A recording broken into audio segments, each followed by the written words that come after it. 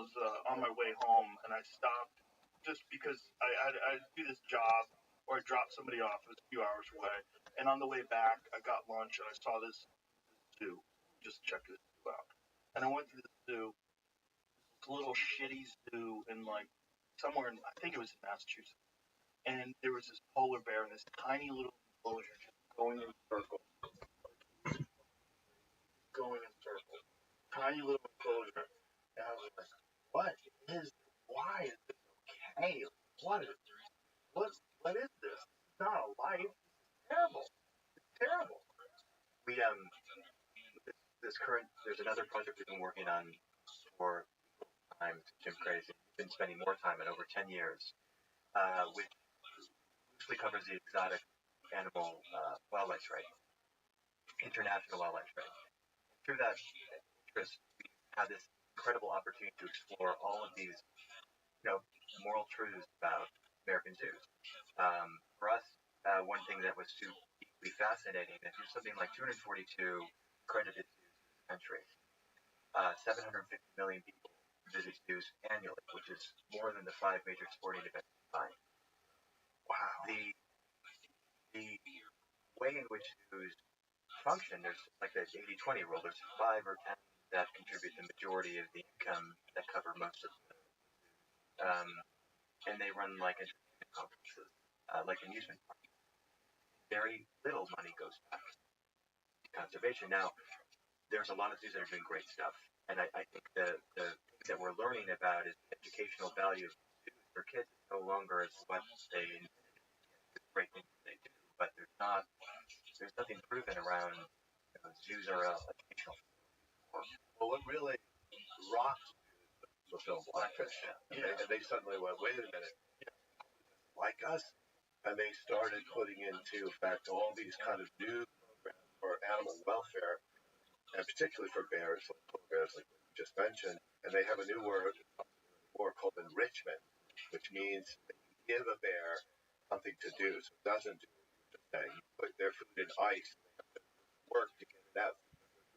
And make them have to do things. But that was the big shakeup for zoos in terms of animal welfare.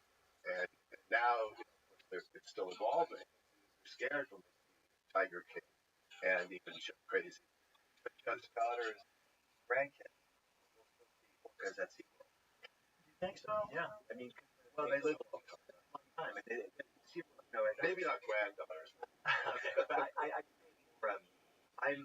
I have a little 4-year-old and 1-year-old, and I think it's particularly interesting to kind of go through these experiences of success with them.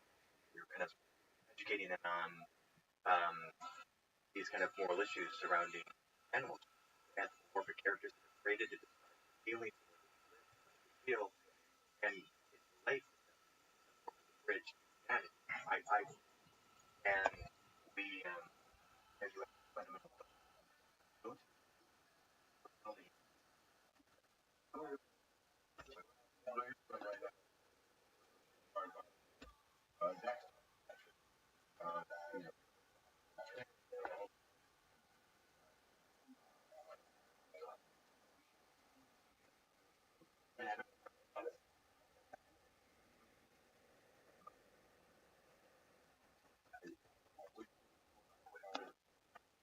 when we have access to all this information,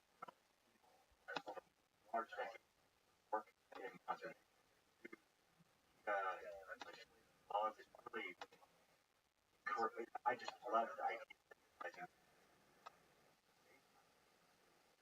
yeah, no one's it's very simple idea. I'm not do total. I have no real position.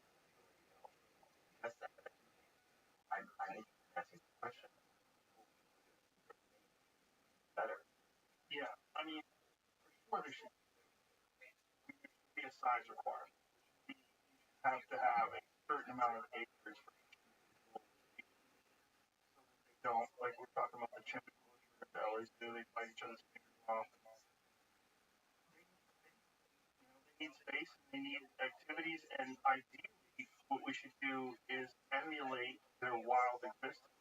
But are we gonna let go the tiger cage sort it out? Because that's really what lions want to do in a wilderness. That what we do is we slide a tray in a cage, and that's torture. It really is torture for them to have an enclosed space where it's small. Torture for them to not be able to express their natural. I mean, it's one thing if you're talking about something like the Thylacine, where they kept them in captivity, and the last known survivors had this thing like, wow, now we have video thing, and now it doesn't. So for like the last hope, try to keep this thing, and it may not be. A lot of things. Yeah, the Tasmanian tiger. Yeah, that's an eerie footage. They think there might actually specimens that are alive, and there's. Well, in this case, they're bringing them. So I know you know Forrest Lamont. Yeah, I was just about to bring up. I also have colleagues looking for the highlands in New Guinea. So far, yeah, people anecdotally say yes, Right. but I likely there might. Well, they're very hard. I mean, like try finding. Wolverine populations can be healthy, but good luck finding. They're very, very, very difficult to find unless you spend an enormous amount of time below the bush. Now, and then thousands with a very unpopulated area, extremely hostile people. But there are anecdotal sightings.